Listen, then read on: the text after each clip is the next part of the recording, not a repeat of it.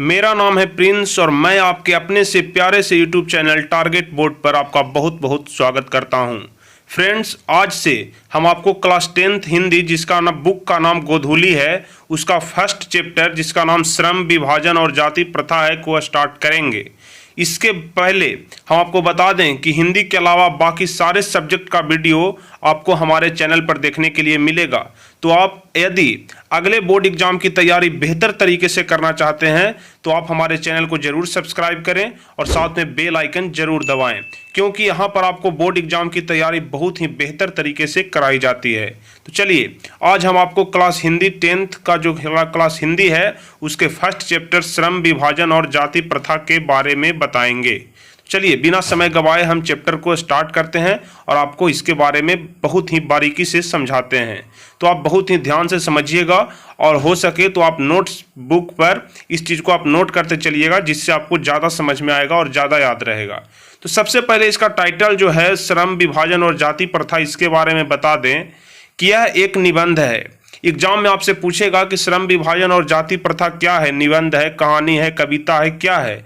तो आपको बताना है कि श्रम विभाजन और जाति प्रथा एक निबंध है। यह किनके द्वारा लिखा गया, तो यह डॉक्टर भीमराव अंबेडकर के द्वारा लिखा गया है। मतलब श्रम विभाजन और जाति प्रथा जो निबंध है वह डॉक्टर भीमराव अंबेडकर के द्वारा लिखा गया। तो सबसे पहले हर एक चैप्टर में, जितने सारे भी चैप्टर आपके हिंदी बुक में पढ़ने हैं, तो कोई भी कहानी, कोई भी कविता पढ़ने के पहले सबसे पहले हम लेखक के बारे में और उस कहानी के बारे में थोड़ा परिचय जानेंगे। उसी प्रकार से हम लोग इस कहानी के भी बारे में थोड़ा सा और लेखक के बारे में थोड़ा हम लोग परिचय देख लेंगे। तो चलिए, डॉक्टर भीमराव अंबेडकर के बारे में पहले हम आपको थोड़ा जानकारी दे देते हैं, क्योंकि इन सभी चीज़ों से भी आपको एग्जाम में पूछे जाते हैं। लेखक के बारे में भी आपको बताना रहता है, कभी कदार 5 नंबर वाले क्वेश्चन में भी पूछ देता है कि लेखक के बारे में बताइए। ठीक है, इनके लेखक कौन है, तो आपको याद रखना है श्रम विभाजन और जाति प्रथा के लेखक हैं डॉक्टर भीमराव अंबेडकर। इनको संविधान का जनक भी कहा जाता है, क्योंकि यह संविधान निर्माण में अपनी बहुत ही अहम भूमिका निभाई थी, इसलिए इनको संविधान का जनक भी कहा जाता है। इनका जन्म 14 अप्रैल 1891 ईस्वी को मध्य प्रदेश के महू नामक गांव में हुआ था।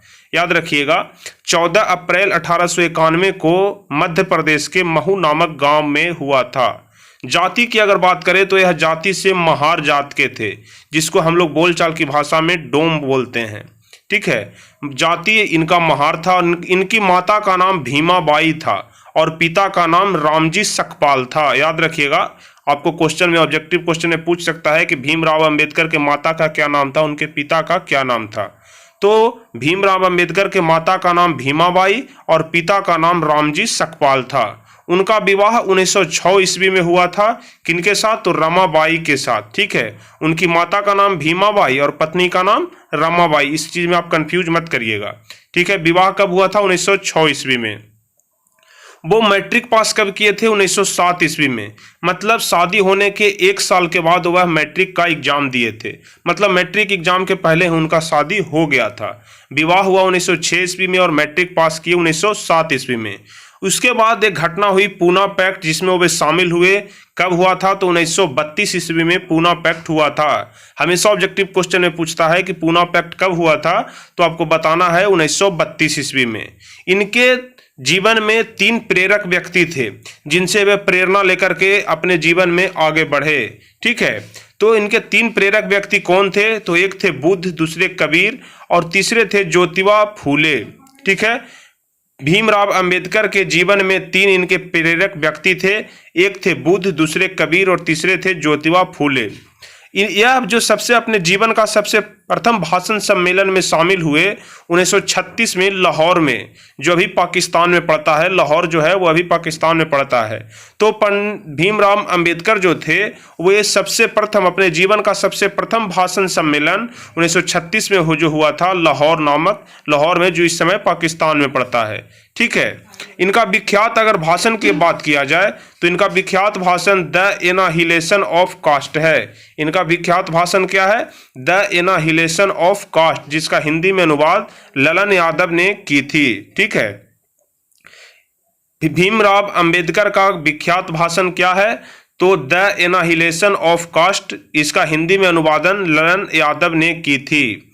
इनका संपूर्ण अगर वाङ्मय की बात किया जाए, किसका, तो द एनाहिलेशन ऑफ कास्ट का अगर संपूर्ण वाङ्मय की बात किया जाए तो यह 21 खंडों में बंटा हुआ है। मतलब 21 भाग में यह जो है वो बंटा हुआ है काव्य।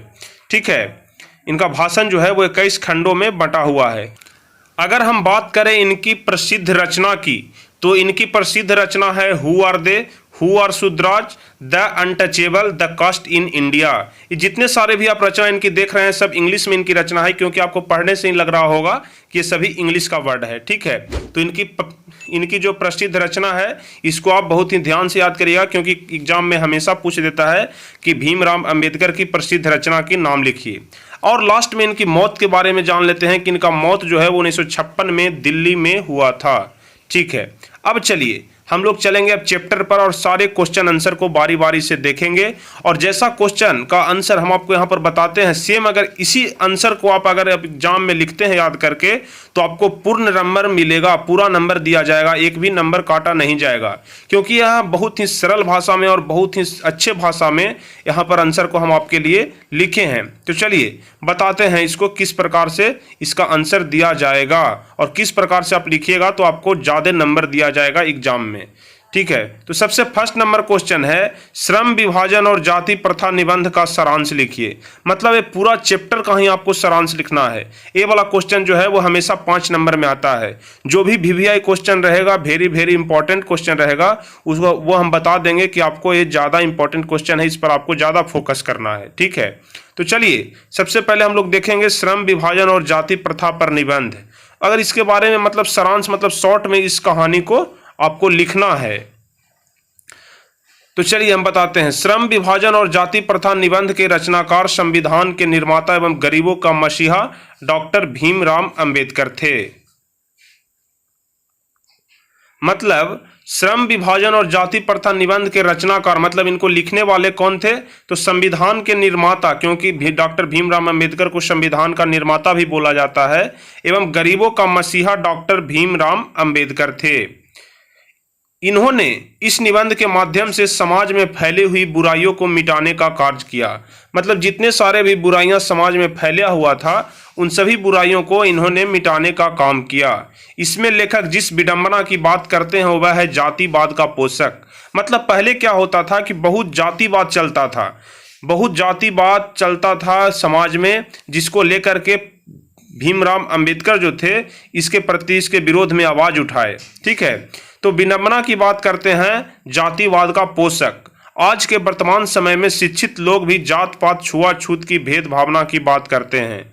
मतलब आज भी ये स्थिति यह बनी हुई है कि जो भी पढ़े लिखे हुए लोग भी हैं वो भी आज समाज में जात पात की बात करते हैं, छुआछूत की भेदभावना रखते हैं। कुछ लोग जाति प्रथा को श्रम विभाजन का दूसरा रूप भी मानते हैं, जो बिल्कुल गलत है। श्रम विभाजन कहने का मतलब हुआ कि हर एक जात का अपना अपना काम बटा हुआ होता है। जैसे जो जात का बढ़ई है वह बढ़ई का काम करेगा, वह लकड़ी का काम करेगा। उसी प्रकार से जो लोहार जात का है वह अपने लोहा लकड़ का काम करता है। ठीक है, इसी को यहाँ पर भीमराव अंबेडकर बताए हैं कि कुछ लोग जाति प्रथा को श्रम विभाजन का दूसरा रूप मानते हैं, जो बिल्कुल गलत है। अगर जाति प्रथा श्रम विभाजन है तो लोग ऊंच नीच अमीर गरीब की बात क्यों करते हैं।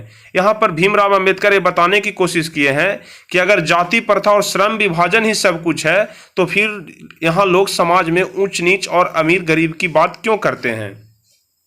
मानव का जिस जाति में जन्म होता है वह अपने माता पिता के पेशे के अनुसार कार्य करता है।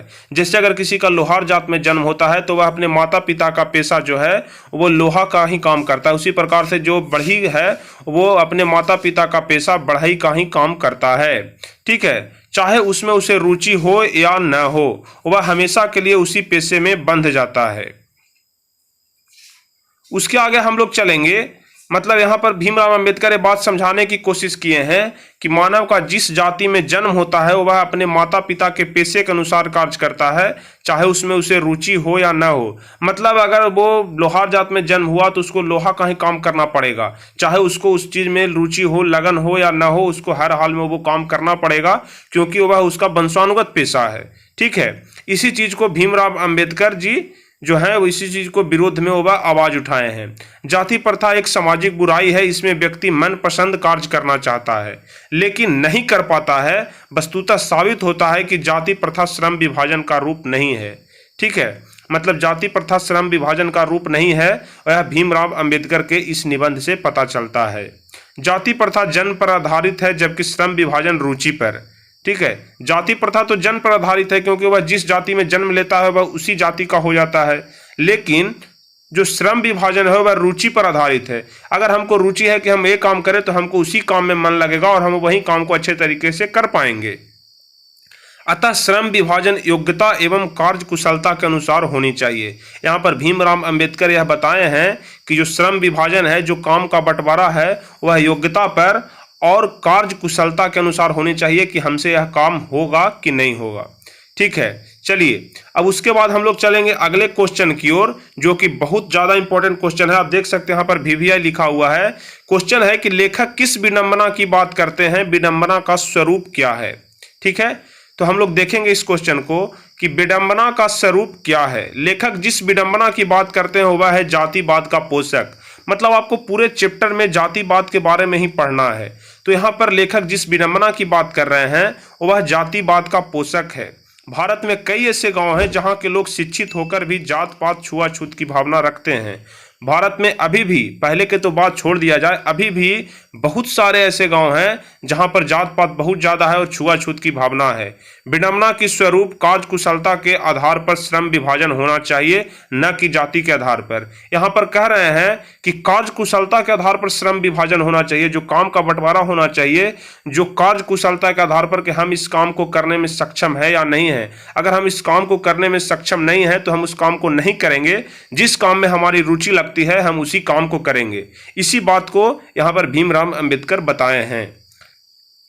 चूंकि श्रम विभाजन जाति प्रथा का दूसरा रूप है। ठीक है, इस बात को तो आप ऊपर भी पढ़े हैं कि श्रम विभाजन जो है वो जाति प्रथा का दूसरा रूप है। चलिए अब हम लोग देखेंगे दूसरे नंबर क्वेश्चन की ओर कि जाति प्रथा के पोषक उनके पक्ष में क्या तर्क देते हैं। मतलब जाति प्रथा के जो पोषक हैं वो इस चीज को और जो बढ़ावा दे रहे हैं वो इसके पक्ष में क्या तर्क देते हैं। तो जातिवाद के पक्ष में महान संविधान विद्वान अंबेडकर जी के द्वारा यह तर्क दिया जाता है कि कार्य कुशलता के आधार पर श्रम विभाजन होना चाहिए। यहाँ पर जो है वो भीमराव अंबेडकर आपको बताते हैं कि कार्य कुशलता के आधार पर श्रम विभाजन होना चाहिए, न कि जात पात के आधार पर। चूंकि श्रम विभाजन जाति प्रथा का दूसरा रूप है, इसमें कोई बुराई नहीं है।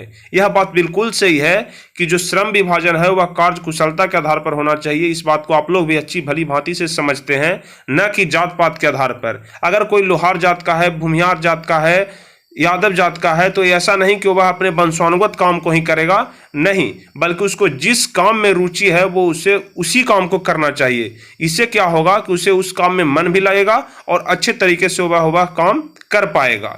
चलिए अब हम लोग देखेंगे तीसरा नंबर क्वेश्चन कि जातिवाद के पक्ष में दिए गए तर्कों पर लेखक की प्रमुख आपत्ति क्या है। जातिवाद के पक्ष में जो जितने सारे भी तर्क दिए गए उस पर लेखक की जो आपत्ति है वो क्या है। तो जातिवाद के पक्ष में डॉक्टर भीमराव अंबेडकर कड़ी आपत्ति जताते हुए कहते हैं कि काम का विभाजन जाति के आधार पर नहीं होना चाहिए।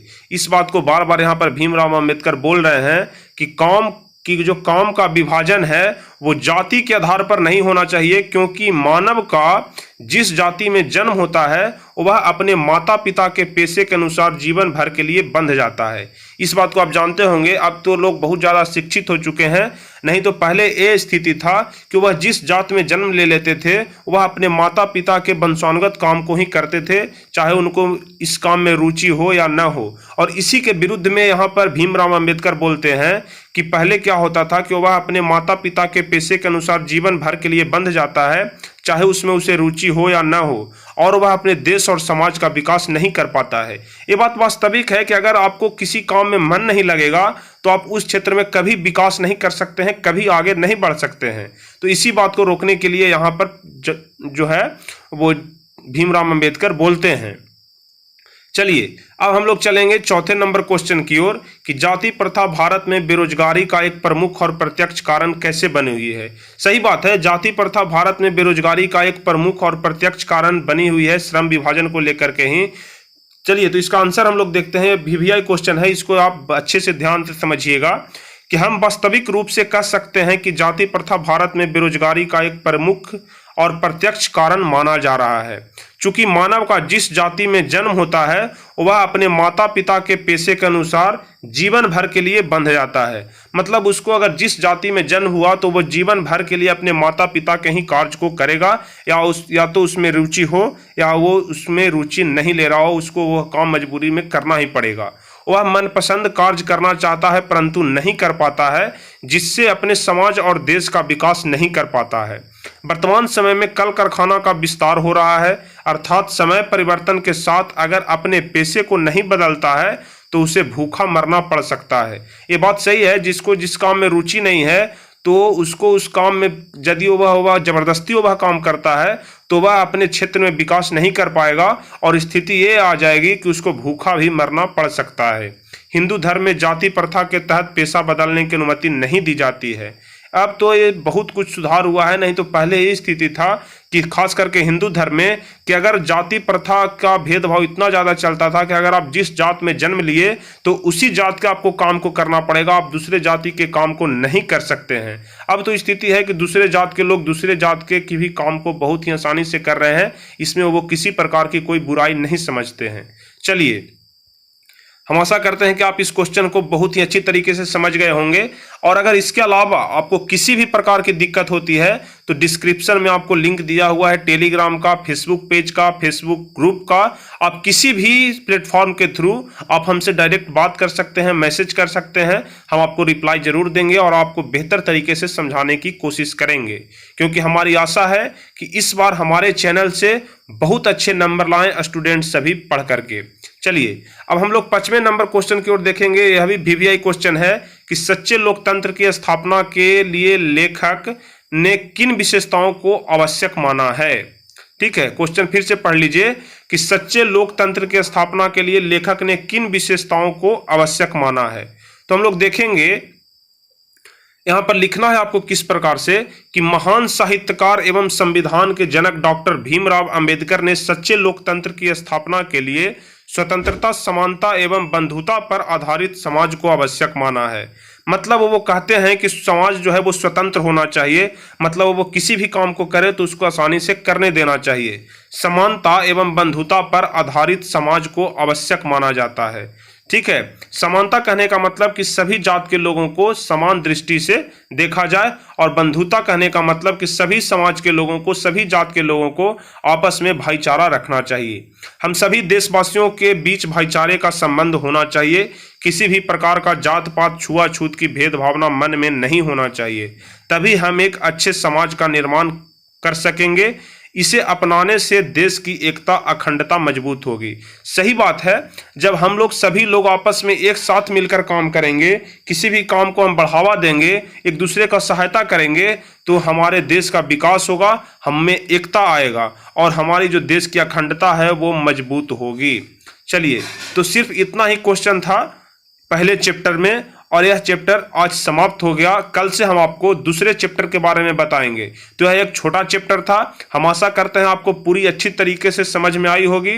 बहुत ही इंपॉर्टेंट चैप्टर है, तो इसमें जितने सारे भी क्वेश्चन आंसर दिए हुए हैं सभी को ध्यान में रखिएगा। लेखक के बारे में, उनका जन्म कब हुआ, मृत्यु कब हुआ, आप इन सभी चीज़ों को बहुत ही ध्यान से समझिएगा। अगर इसके अलावा किसी प्रकार की दिक्कत होती है तो आप हमसे Telegram, Facebook page, Facebook group के माध्यम से पूछ सकते हैं। तो फिर मिलेंगे हम आपसे अगले वीडियो में दूसरे लेसन के साथ, और दूसरे लेसन को भी इसी प्रकार से हम बहुत ही बारीकी से आपको समझाएंगे। तो चलिए, किसी प्रकार की अगर दिक्कत होती है तो आप हमसे, बार बार हम बोल रहे हैं आपको, नीचे टेलीग्राम का लिंक दिया हुआ है, फेसबुक ग्रुप का लिंक दिया हुआ है, फेसबुक ग्रुप में आप ज्वाइन हो जाइए, फेसबुक पेज को लाइक कर लीजिए और हमारे चैनल को आप जरूर सब्सक्राइब करिए और साथ में बेल आइकन दबाइए। अगर वीडियो अच्छा लगा हो तो उसे लाइक करिएगा, अपने फ्रेंड्स के बीच शेयर करिएगा।